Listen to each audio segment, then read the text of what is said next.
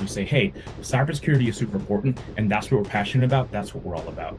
But we can only have the conversation about implementing great cybersecurity after we verified and know and have had the conversation about implementing great IT. Hello, everyone, and welcome to the Digital Shift. Sam, thank you so much for joining me on today's show. It is so great to have you.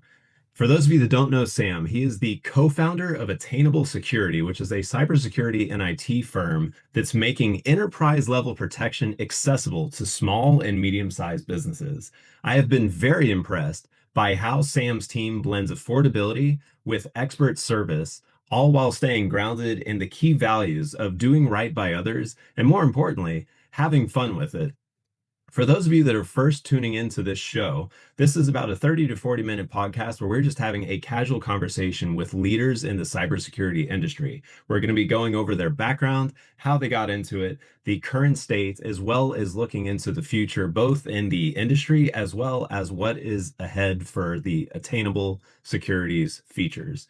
So, as always, this is all part of the digital shift, and we're going to explore how all of this starts right now. So, Sam, thank you so much for calling in today. If you wouldn't mind, just start telling our viewers with where you're calling in from and a little bit about yourself.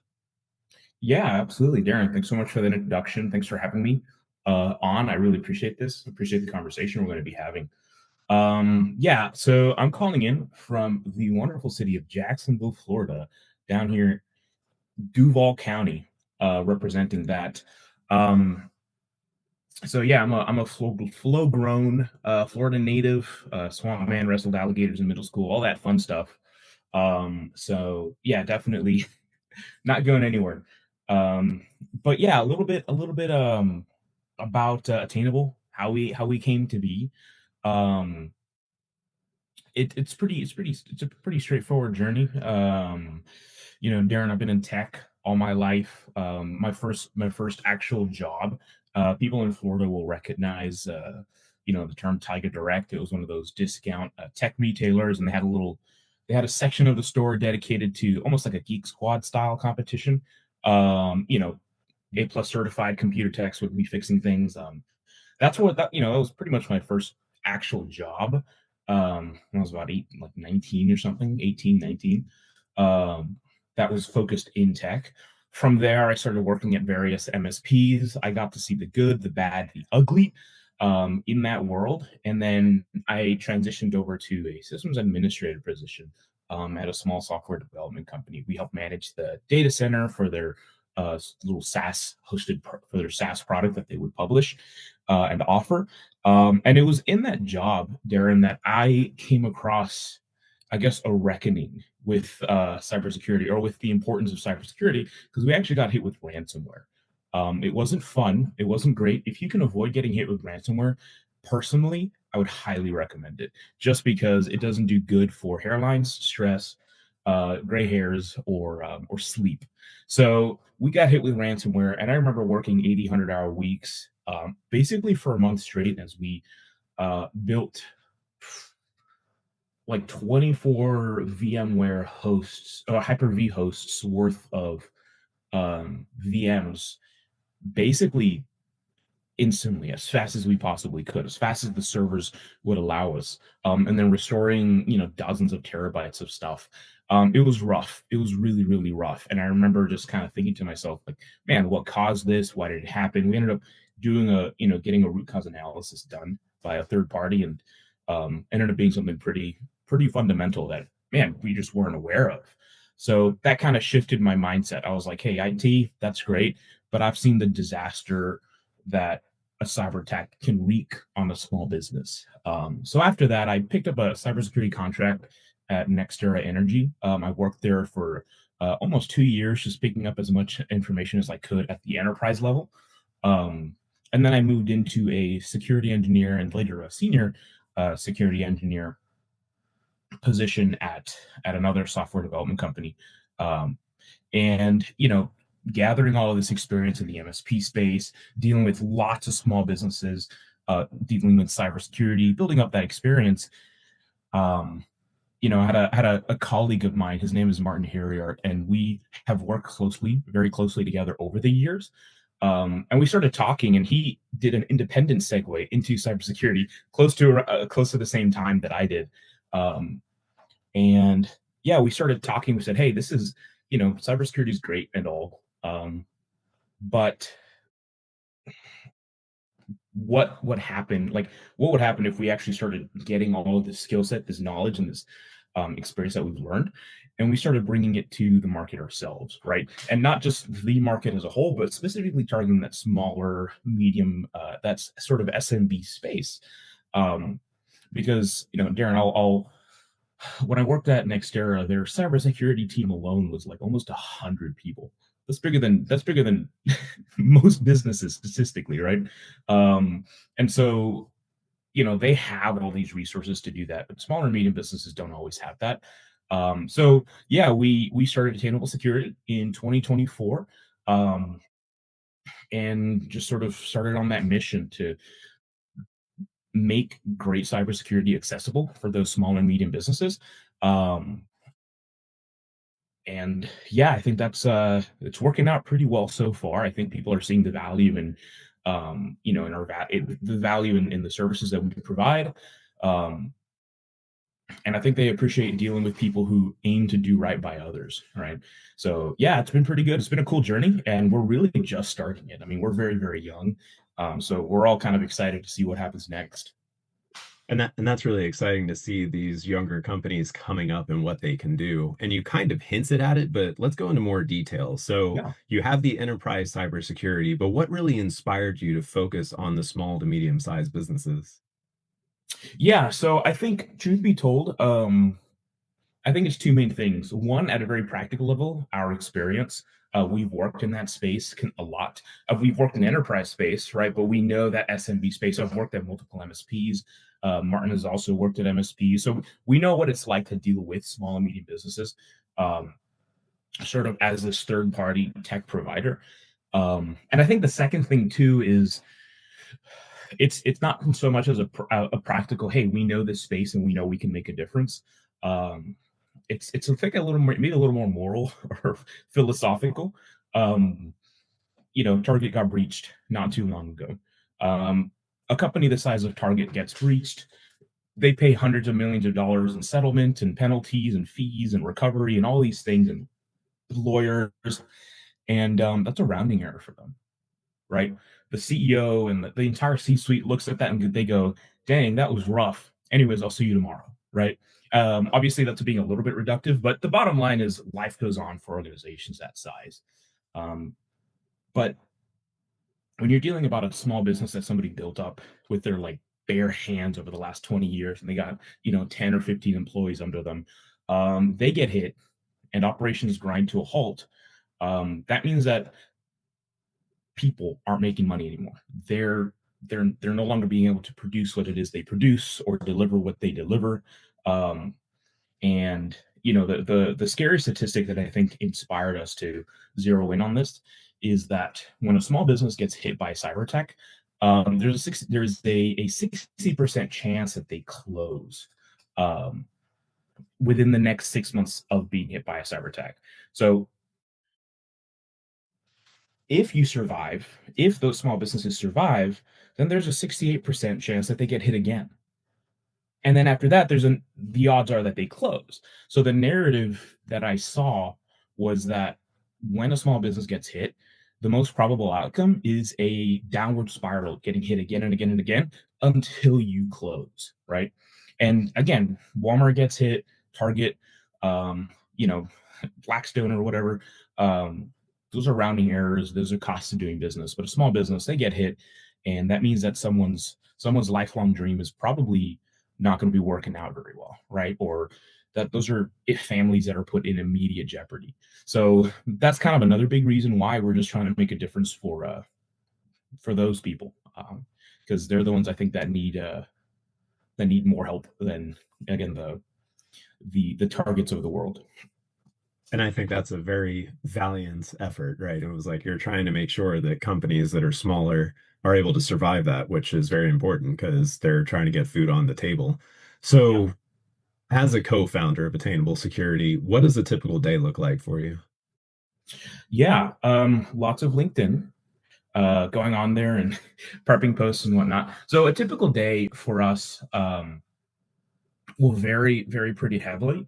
One of the interesting lessons that I learned when I sort of moved into Attainable Security full time, and essentially, kind of live that be your own boss dream, um, is that it takes a lot of effort to build your own schedule, right? Because there is no other manager, there is no one else saying, "Hey, these are your deliverables. This is what you have to do." So it's been a really awesome learning journey. Honestly, I wouldn't give it up for anything. I think it's fun. It's super awesome. It's super fun. A day to day, Monday through Thursday will usually just revolve around if we have any active projects, just kind of checking up on where those are, pushing those, making sure that we're hitting our milestones. For that, a few weeks ago, we had a big migration project where we moved one of our customers, from like one provider to another, or last year we had another project where we shifted we helped configure a customer's like DLP policies from I think they're using Sophos, so we moved them over to Microsoft Purview. So we'll always have little projects like that going on to help secure our customers. That's usually priority number one, because those are more time sensitive. And then beyond that, you also just have the general, hey, just checking in on alerts for customers, configuring and onboarding, um, our new customers. Talking with vendors is a big deal too. I feel like there's always an email coming in, and that's not a bad thing at all. That's a good thing. That just means that we work with vendors who want to communicate with us, and that's always better than having a vendor that doesn't. Um, and then usually Fridays are the days that I tend to dedicate to like content. I dedicate that to like building out, let's say, articles, or preparing the Attainable Security newsletter, which anybody can subscribe to if they'd like. You go to our website, attainablesecurity.io, you scroll down to the bottom, and you can plug in there your email address to sign up to our overly nerdy newsletter. So yeah, that's basically a typical day. And obviously, being in the cybersecurity space, and being a two-person operation, that means that I have the wonderful luxury of always being on call for any alerts that come in. So 2 a.m. you'll get an alert saying, "Hey, somebody moved 500 files off of SharePoint. Why?" Um, or someone downloaded something funky at like 11 p.m. We're not quite sure why. So you do your investigations and whatnot, and you close those alerts out. Um, but yeah, I mean, just lots of little things. You're constantly doing a little context switching from business owner to security engineer to potential incident response to focusing on documentation to content creator and web designer and Canva artist and all these other different things. So it's definitely the corporate org would be it's a multifaceted position. So yeah, varied. I love it. Well, I was going to say that's probably what makes it less boring because every day is a little bit different.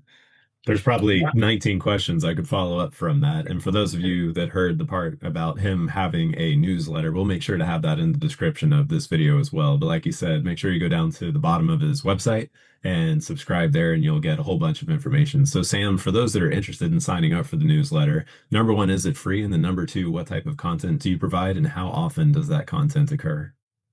Yes. So absolutely free. Newsletter isn't something that we try to monetize or anything like that. So customers or subscribers can really expect two things off of the newsletter. One, just very nerdy references. The newsletter is called the Dungeon Master's Guide to Digital Defense, which is a D&D reference. Um, and so every single thing, we have um, way too many references to things like Lord of the Rings and tabletop RPGs and other fun things like that, Star Wars. But the second thing that people can expect is that we'll go through through different series.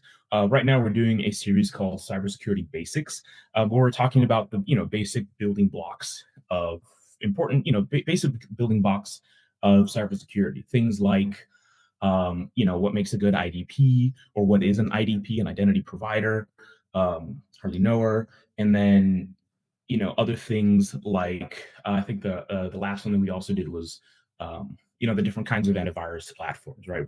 What is the difference between MDR and an EDR and an XDR and next gen AV, things like that. So we're going through that series, Cybersecurity Basics, and that tends to help just break down these concepts. And so next time someone gets a cold email from a vendor with, too many TLAs or too many three-letter acronyms, they're a little more prepared for that.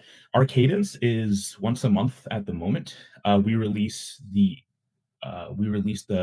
newsletter at the last Friday of every month, just to give people time to subscribe. If you miss the newsletter, we also just grab the meat and potatoes of the newsletter, the actual articles, and the content, and we'll put it on our blog on the website. So people don't need to get some sense of FOMO.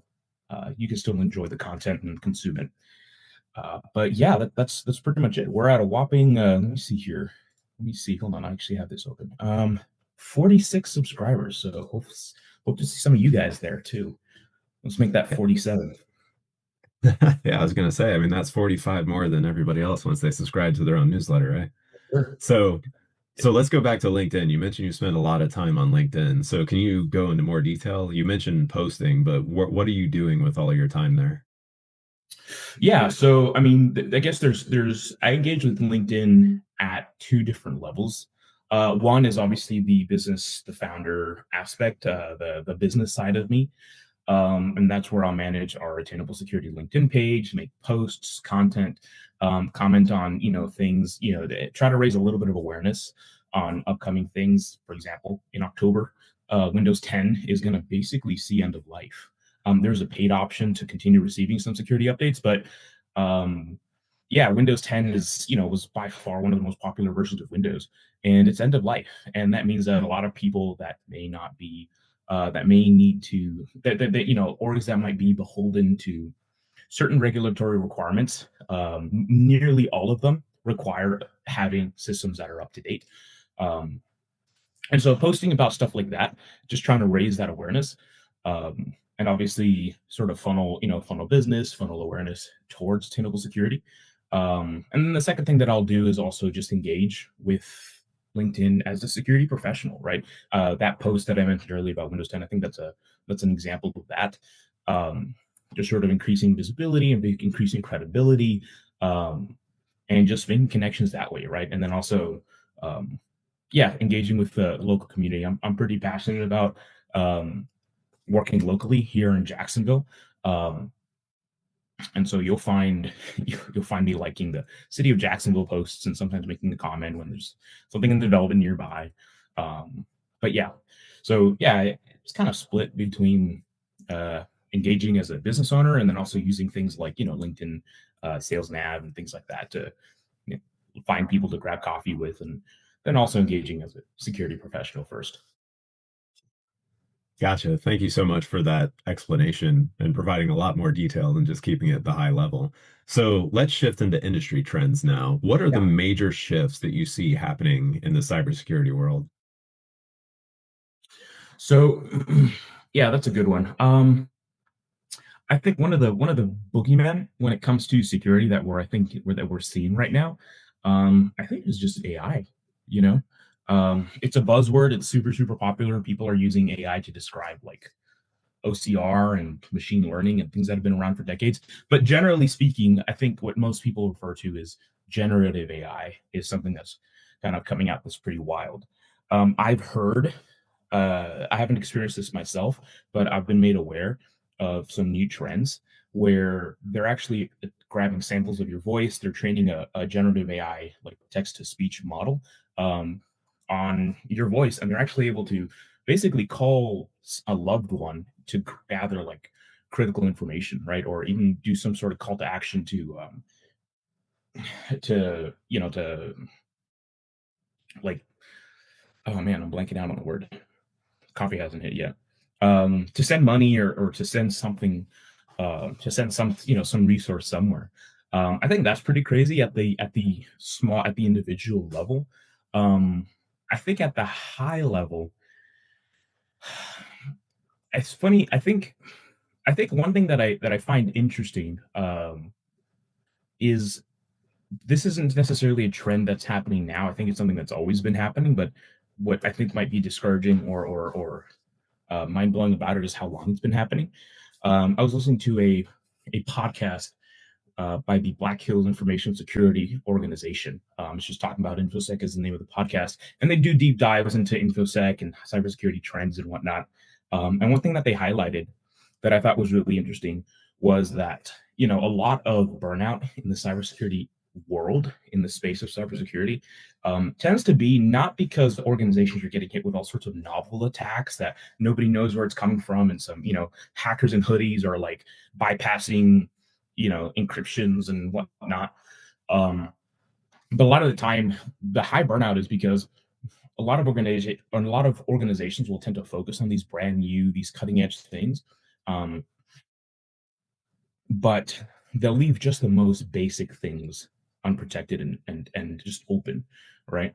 And so I think that's definitely another trend that I'll see. You have these organizations, they're saying, hey, they're doing training against, let's say, AI voice imitation, right? It's like, okay, that's cool, but you don't even have a password manager, right? You're not even connecting all of your cloud apps to your IDPs, to your IDP through single sign-on, let alone like SCIM integration, right? So unfortunately, I think that's a trend that I continue to see. It's not new, it's not crazy, it's not revolutionary. It's still there, and it's been there for a very long time, and it's leading to a considerable burnout in the industry. So yeah, I definitely think that's one of the big ones as well. Um, So we when should. it comes to, Mhm. sorry, go ahead. No, that was it.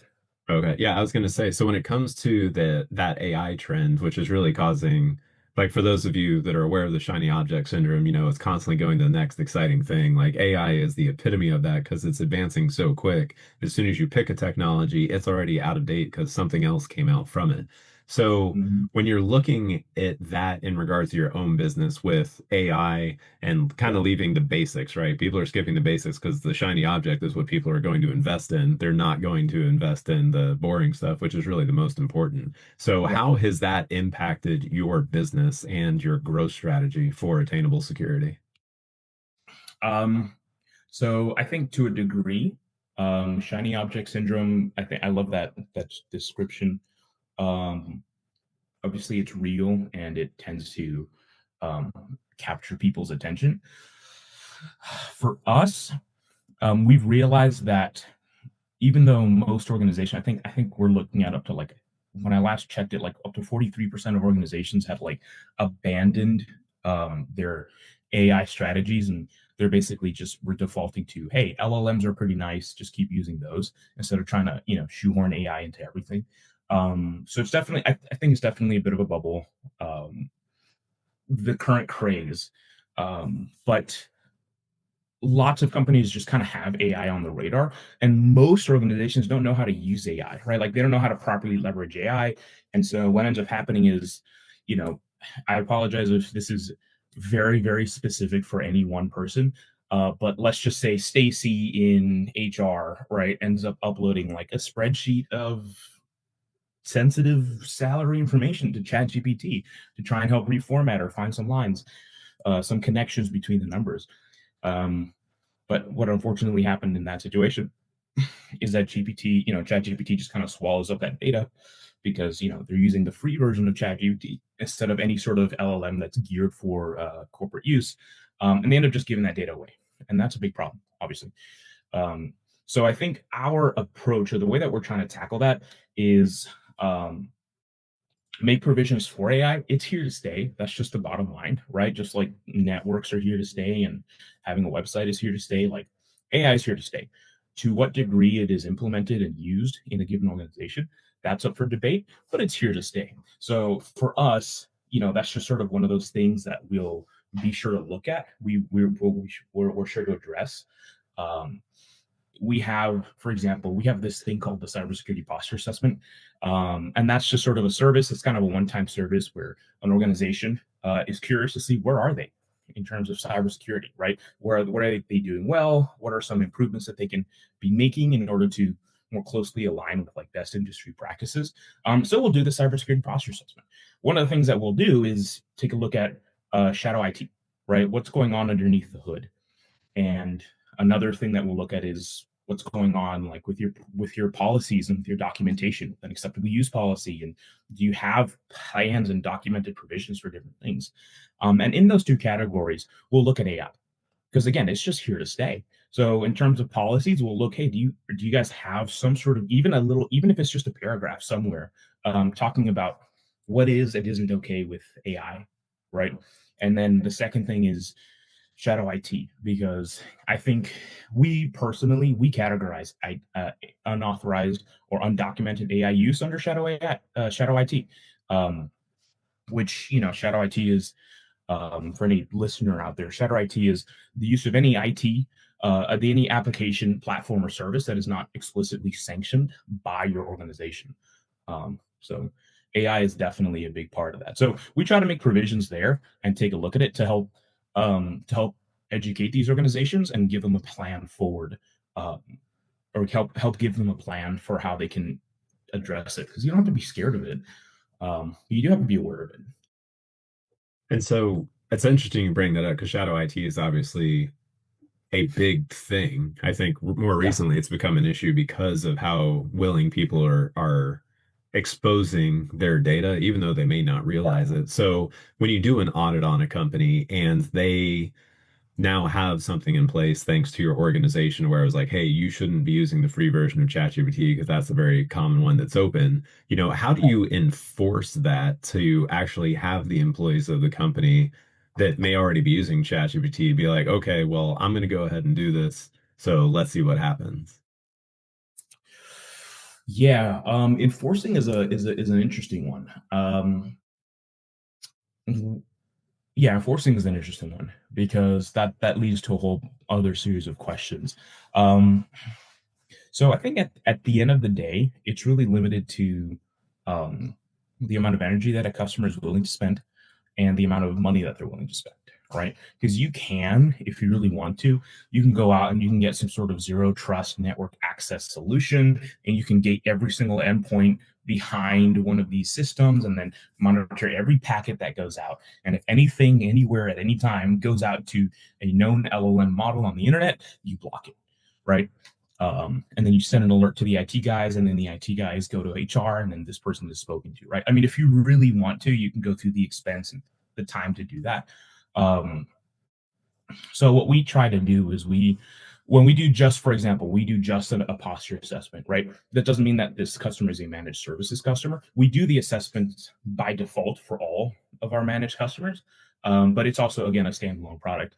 If they're just doing the assessment, we deliver basically two documents. One, which is a multi-page report that says, "Hey, here are all our findings, and here are all our recommendations. Here's what you're doing great. Here's where you can improve."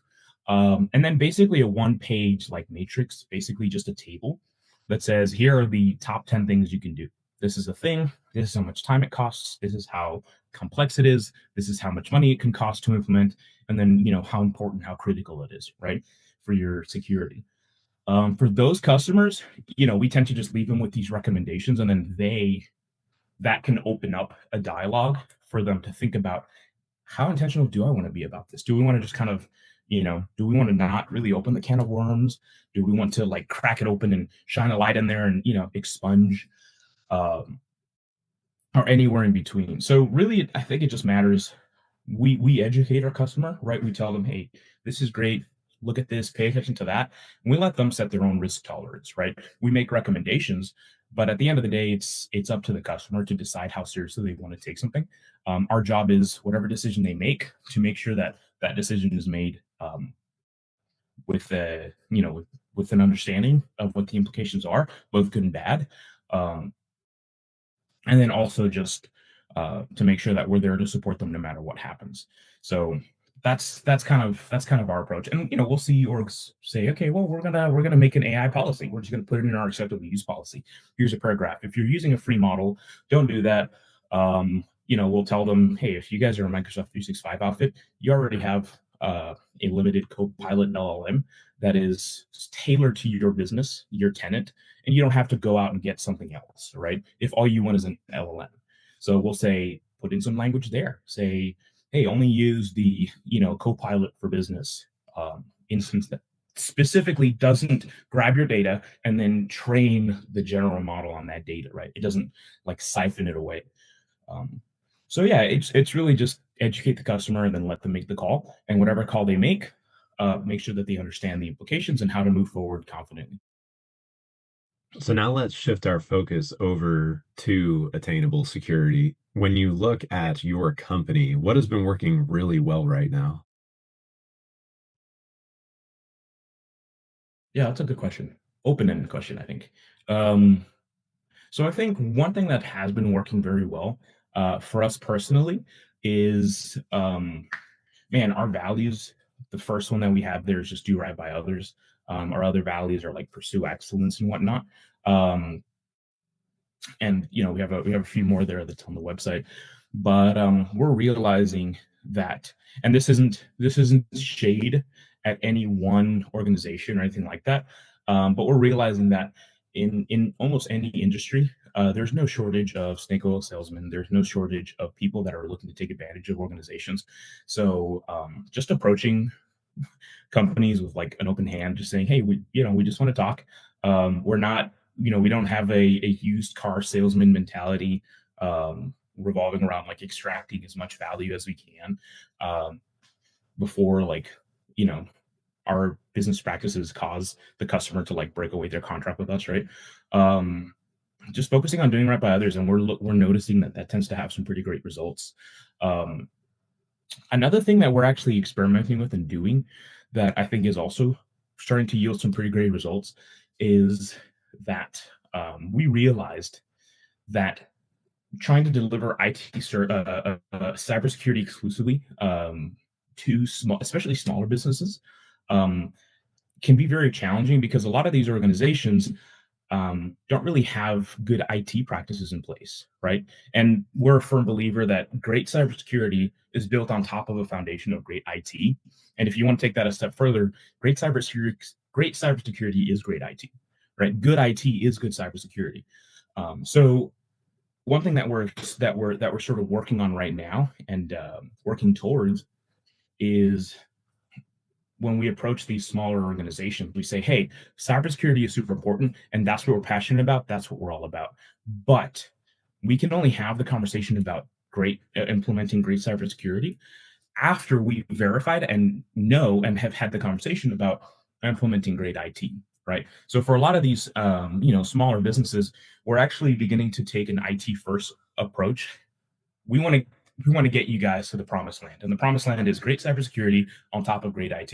We can't have the conversation around cybersecurity until we've had the conversation around IT. And then for those businesses, what we're looking to do is we're actually looking to say, if you don't have great IT, we'll help you build it. Right? We'll take on the role of, I guess, what the traditional MSP would be, and say we'll get you sorted out. We'll help you build a really great foundation of IT. And in that process, we start building that foundation with cybersecurity in mind, right?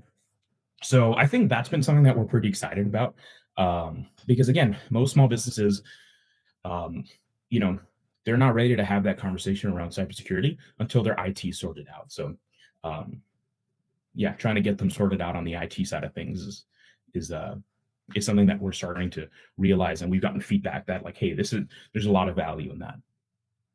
Gotcha. Yeah, I mean, trying to solve IT can be like a massive Rubik's cube that you have to solve, not a 3 by 3, but more like the 10 by 10 versions Yeah, that no right. one has ever seen before. Right, exactly. So now let's flip it to the other side. That's what's working really well. So what has been the most frustrating part for the company as they continue to grow? Um, yeah, that's a really interesting one too. You like to focus on the positives, right? Um, yeah, what's been tough, a big part of it has been that education campaign that we've been trying to do. Like, hey, you guys need cybersecurity, and unfortunately, way too many organizations say, no, we don't. We're good. No, thank you. And it can be a little bit discouraging because it's almost like, you know, not to be dramatic, but sometimes you can feel like you're a firefighter with your fire truck and like, hey man, I see some smoke like coming out one of your windows. Can I help you? Let me help you. And they're like, I don't need you guys. You guys are good. Like we're good. we have a sprinkler system, which means we're totally protected against fires, right? And we're just like, no, you don't understand. I'm trying to help here.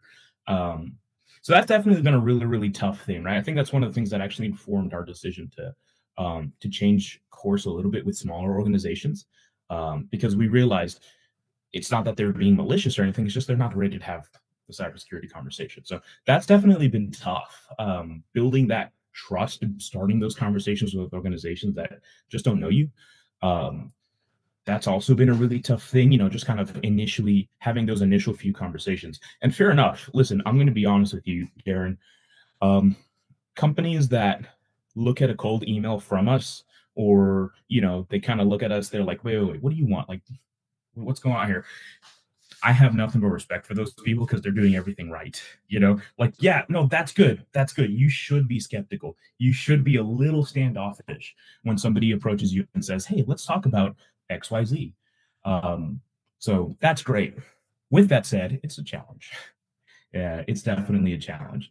So yeah, And really just getting those prospects to talk to us, because once they talk to us, they realize who we are, they realize what we're all about. That tends to lead into a much better conversation. But yeah, definitely challenging to have just those first few conversations. what have you tried? Because I hear that all the time on these podcasts. Yeah, It's kind of like taking vitamins or something. It's kind of like you should do it, but most people don't because it's too inconvenient. Just like for businesses, just like you yeah, mentioned at the beginning, they're trying to get food on the table for not only themselves with their small, but even their employees. So yeah. have you like what tricks could you share that you've tried? And I'm trying to think of a way to word this better, but pretty much trying to change someone's mindset of like, we're doing fine, but now this is actually important, right? Because if they're doing fine, they don't care. Unfortunately, to your point of that 60%, they don't make it out of the other side. It's because they're only focused on the front end and bringing in the money. So how do you handle or train the people that you are talking to before they even become a client of like, this is important and something you need to focus on now when it's not in their area of focus? Yeah, for sure. That's a really good question. I think that's one of the big challenges. If someone else ever just explains a perfect formula for this, I would love to hear it. But it's just a lot of trial and error, a lot of figuring it out. Darren, how familiar are you with Lord of the Rings? I am How aware of familiar? it. I've seen some of the movies. Okay. Well, in one of the older works, there's this character called Anatar, which is actually the big bad Sauron in disguise. And what he's able to do to gain the trust of the elves in this time period is he comes in, and Anatar literally means gift giver. So he starts giving out these gifts of knowledge and this gift of information to help people like Celebrimbor, which is another one of the elves, forge some rings of power, right? It was way too much of an early deep dive there. But what we're trying to lean into is basically be Anatar, but without all the Dark Lord, fallen angel implications. We're actually trying to help people. But giving gifts, right? Giving value, just saying, hey, here's something cool, here's some value, right? Well, we post articles, we're trying to, we want to jump onto these types of podcasts and just have conversations. We're planning to launch like some webinars as well, so that we can like just have people come to us and, hey, here's a cool free lecture about 5 simple security improvements you can make that you're already paying for in Microsoft 365, right? You have an E3 license, which is what most people have, or a business premium. You already have access to these features. Just flip the switches. You don't have to pay a security professional thousands of dollars to push those buttons for you, right? So something that we're, realizing is, um, just give and provide value without asking for anything back. Because I think that's one of the best ways to build trust, right? To say, listen, obviously we're a business. Obviously, we would love to enter into a business relationship with you. But the bottom line is, whether you go with us or not, our aim is to do right by others. And so that's kind of our North Star, our guiding light. Um, and if you end up coming and entering into a business relationship with us, that's awesome. But our priority isn't enter into a business relationship with every single prospect we see. I think our priority would probably just be do right by others, bless every company that we come across. And if that comes around back to us, great. If not, at least we know that they're a little safer. I think that's great. I call that paying it forward, right? You're There you giving them all go. the stuff at the beginning. So now let's look into the future. We've already mentioned AI, which is great, but when you look 12 months down the road, how is that going to shape the cybersecurity industry with how fast everything is going? Yeah. So one thing that I think is kind of interesting that I see AI playing a part in is, are you familiar with the term vibe coding? Yes, I am, but for let's go ahead and explain it for everybody else. Sure. So my understanding, I'm not a programmer, but my understanding of vibe coding is basically using generative AI to perform the bulk, the heavy lifting of generating net new code, right? That can be designing a website, building an application, or an integration, um, and just yeah, net new using generative AI to I would say, an extreme degree, right? Just say, hey, making it build everything. Um, so what I see, and that's specifically in the world of programming, what I see happening down the road is as like a very big sort of an evolved risk that comes from the consequence of AI, of generative AI use, is that I think there's a growing risk of AI being used to generate so much content that we actually lose track of what is where, right? And this issue of data sprawl actually just blows up and just multiplies. So, we're saying, hey, right now, it can be, if you're crossing all your T's and dotting all your I's, it can be pretty easy to track, let's say, sensitive and confidential data inside of an organization. But as people use AI to like build out and generate more content and draw upon different resources to do so, my concern is that some bits of that confidential information will find its way into a PowerPoint presentation or a report or a publicly shared link or something like that, right? Or something that's supposed to be in one SharePoint site accidentally, through AI, through someone grabbing something and outputting it with a prompt, um, find its way into a SharePoint site that it shouldn't be, right? Or again, some shared drive somewhere. I definitely see that being an increasing problem, because one of the issues that we're running into, I think vibe coding is like at the forefront of this. Um, one of the things we're seeing is people are losing track of what gets built. Cool, you vibe coded a whole web application. What does what? How does it work? Not, you need somebody who understands that to go in and tell you that. In the past, you just talk to the engineer that built it, or you look at the comments and you look at the push and pull, the push requests, um, through whatever version control system you're using, and it's easy to document that. But a lot of times when you're doing something like vibe coding or just generating something, it just kind of pops up and there's not a huge audit trail. Okay, how did you get to this conclusion? Where did you get this data from? So I really think that that's going to become an increasing problem as companies continue to adopt AI more and more, because it's so slippery. It's just super slippery. It is, and I mean, it's one of those things that it's so helpful too. And so what I have read in several articles actually is that the intelligence of our brains is actually decreasing because we're not having to fire off and think as hard anymore.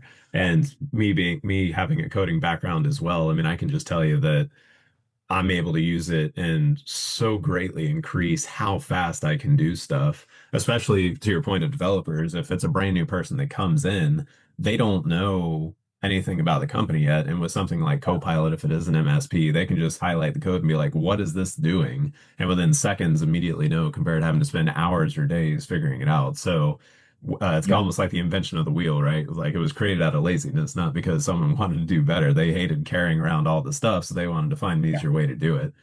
So when it comes to attainable security, what does that look like in the next 6 to 12 months? What is the company striving to get to? Yeah. Sorry, just point a question for clarification. In terms of AI or in terms of being able to address this AI issue, like internally Both or customer facing? both of those. It's really just what attainable is focused on achieving in the next 12 months. Gotcha. Yeah, sure. So one, I think a big thing for our customers that we feel is we want to be able to support them, however, depending on what their priorities are. Um, Being a third party service provider, um, it's not necessarily our job to make decisions. It's our job to offer recommendations, to be there to support the customer. But if they set a clear plot forward, we say, cool, let's help you get there as securely as securely as possible, as safely as possible, right? So I think as AI, just general AI use continues to proliferate across organizations, um, I think that's going to be our focus, right? Don't we don't want to be the Luddites that say don't use AI. We also don't want to be the forefront of some AI cult saying sacrificing ourselves to the AI gods for knowledge or anything. There's those are pretty big extremes, and I think the best way is to be somewhere in between. Say, hey, AI is great. It's enabled a whole ton of things, like you mentioned, Aaron, like the wheel. It's enabled a whole ton of new functionality, but it's important to engage with it carefully and responsibly, right? You don't want to just because you have access to wheels doesn't mean you want to put it on everything. Tables that are supposed to stay in one place don't really work that well with wheels, right? They tend to move around a little more. But like, hey, a car, that's the proper application for wheels, right? Same thing with AI. Like, just because you can doesn't mean you should. So I think that's going to be our posture as we continue to engage with our customers and help them shape their AI strategy. Internally, Darren, I remember reading a report that kind of mentioned what you mentioned, where AI is actually having a net negative effect on like our ability to basically fire off our neurons, right? Our neuroplasticity is going down. Just the average intelligence quotient is going down. One thing that we try to do internally to sort of find this balance for ourselves at Attainable is that we use AI, right? Where we pay for we use ClickUp for project management and all these things, and we use what's called the Brain Max subscription, which gives us access to an internal semi-agentic AI called ClickUp Brain, which helps us like track tasks and create tasks and whatnot. But then it also has other models like Claude, the latest ChatGPT, Gemini Pro, things like that.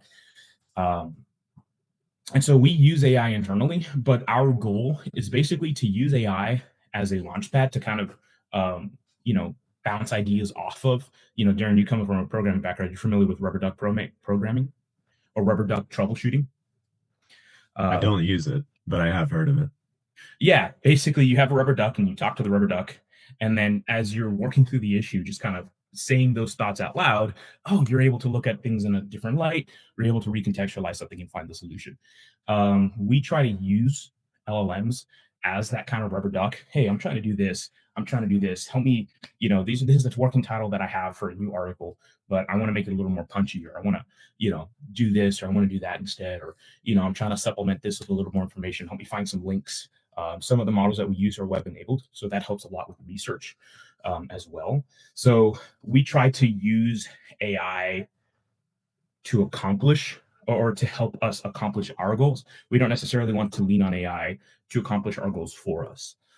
So that's very much our approach internally. And if we could absolutely perfectly dictate like everyone's AI strategy in the world ever, that would probably be how we would push what we would push for out there as well. Because it's a great tool, but it requires um, it requires judgment, it requires discernment, and it requires a little bit of wisdom, honestly, to use well. So, absolutely, yeah. Yeah, there's two, I guess they would fall underneath the category of vibe coding, but Lovable and Base 44 are two, Lovable's well known, but Base 44 has been advertising hard lately, and it's the same thing. Like, if you just imagine if you can immediately create an app knowing nothing, Yeah. all you have to do is tell us. And that's definitely quite a sales pitch for sure. And I mean, I've seen just over the last year, the AI is getting so much faster at learning how to code more effectively on the first try. So, things I tell the people is, 80% done is 100% awesome, but you still need that 20% of yourself to double check the work. Just because it works doesn't mean that there's not security risks, vulnerabilities. You're, Yeah. putting incorrect information somewhere where it shouldn't be seen. So when you talk about all those goals for attainable security, if you had a magic wand that would fix just the one thing that you feel is holding back your business in regards to growth or just slowing down the goals of the company, what would you say that is?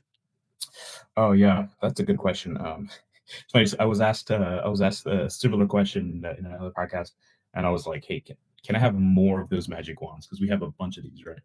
Um, I would probably say the biggest challenge that we're running into is I'll just throw back to the man, building trust and starting those conversations with people, with prospects.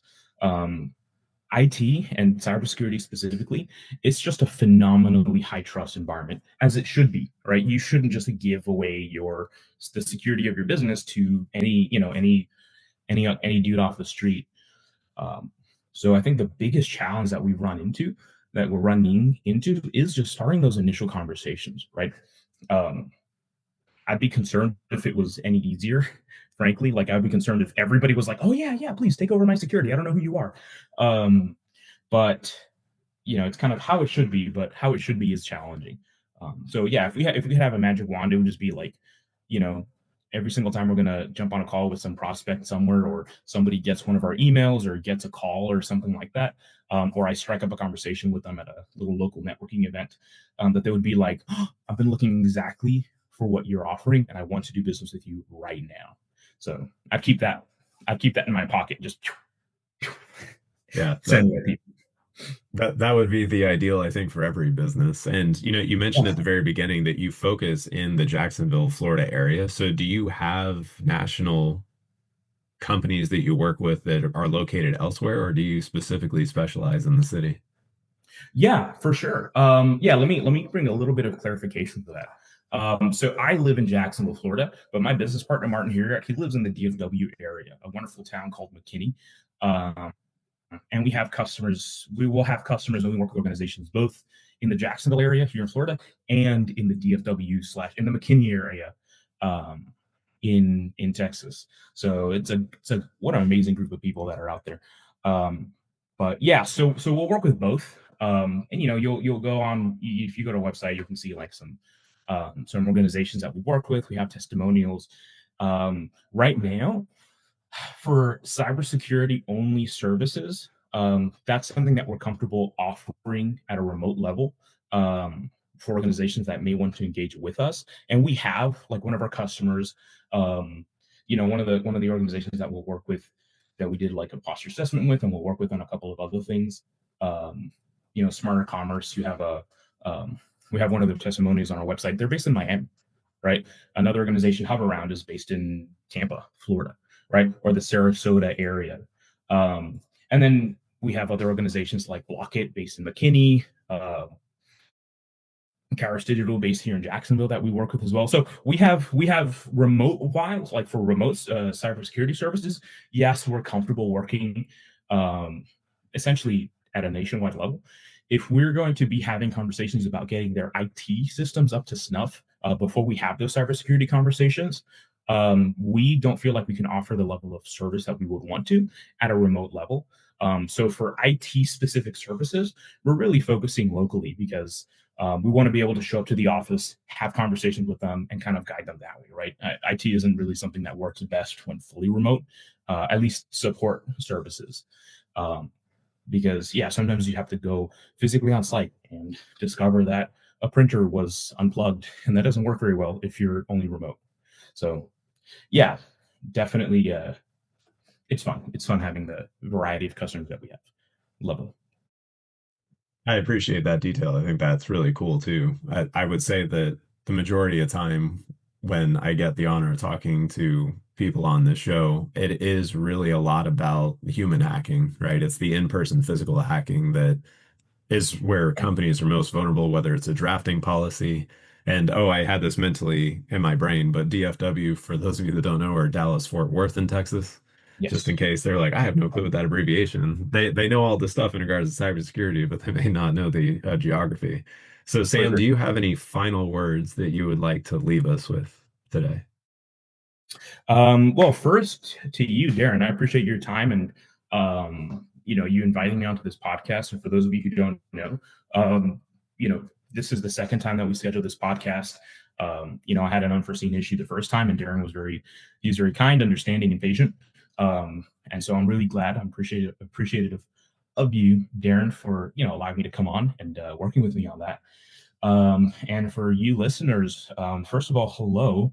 And second, if you're interested, hit us up at attainablesecurity.io.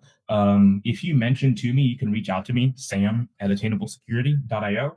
If you mention that you listen to this podcast, I'll give you, we'll give you a special discount or special pricing on the Cybersecurity Posture Assessment if you're interested in that. So just let me know, hit me up. And yeah, if you want to learn more and kind of stay connected to us just over the long term, head over to our website and sign up for our newsletter, the Dungeon Master's Guide to Digital Defense. And I hope to see you there. Awesome, Sam. Thank you so much. This has really been insightful and fun. This is the type of vibe that we're looking for on the digital shift. It's just the casual conversation that keeps things going. And I really appreciate your openness about your role, your passion, most importantly, that you are a dungeon master that people like to work with, for those of you that ever played Dungeons and Dragons, because a lot of the times it's just you arguing with the dungeon master about what should be happening. But everything with Attainable Cybersecurity and what you're working on. If you want to learn more about it, you can check him out at attainablesecurity.io for all the tools that he's talking about. And then also make sure, again, you subscribe down to his newsletter at the bottom there. So, Sam, thank you again. Thanks to everyone for listening today. Again, this is Darren, and you've been listening to The Digital Shift. And as always, stay secure, stay curious, and I'll catch you in the next one. Sam, thank you again for all your time today. Yeah, thank you, Darren. Thanks so much, everybody. Hey there, it's Darren from The Digital Shift. I wanted to take a moment to thank you so much for listening to today's podcast. If you haven't already, make sure to check out the links in the description to learn even more information of everything we went over today. But if you enjoyed this podcast, then you are absolutely going to love this one. And if you're looking to look deeper into the technology that we go over in these videos, then go ahead and check out this one here. Regardless of which one you pick, you're going to walk away with something new. As always, I'll talk to you in the next one, and keep being awesome.